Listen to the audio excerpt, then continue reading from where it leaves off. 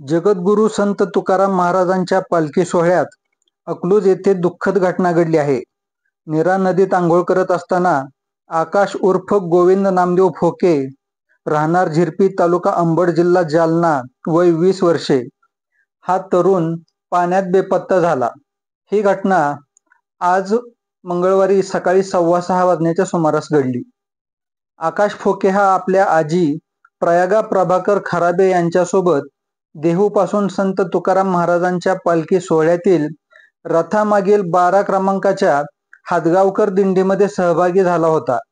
अंबड तालुक्यातील अनेक वारकरी या दिंडीत सहभागी आहेत. सोहळा सोलापूर जिल्ह्यात प्रवेश करत असताना अकलूज जवळ नीरा नदीच्या घाटावर आंघोळीसाठी सर्वजण थांबले होते.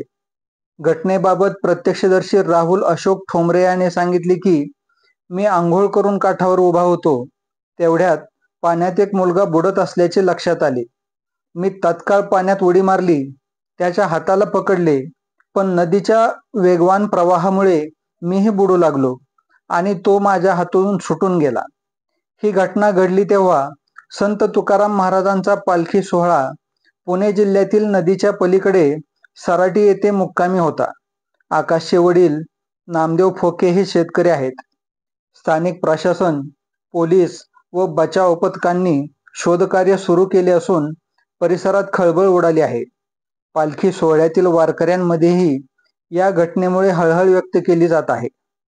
राहुल अशोक ठोंबरे. मी आंघोळ करून थांबलो होतो. थांबल्यानंतर मी कपडे काढले धुण्यासाठी आणि धुत असताना लेडीजचा आवाज आला, मुलगा बुडायला लागलाय म्हणून कटकळ्या खात होता.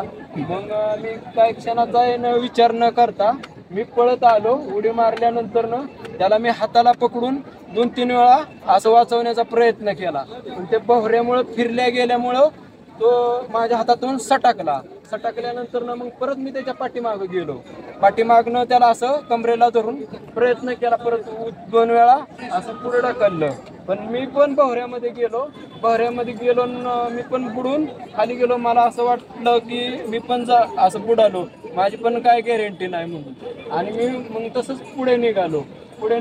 मला बाहेर आल्यानंतर तो समजलंच नाही कुठे गेला तो. किती वाजताची गोष्ट आहे? एक 6:15च्या दरम्यान. तुमचं गाव कोणतं? माझं गाव मोरगाव, मासाळवाडी. आणि तो बुडाला तो आंबडचा मुलगा आहे. क्रमांक 12 दिंडी क्रमांक 12 जालना जिल्हा तालुका. त्याच्याबरोबर त्याचे नातेवाईक आहेत.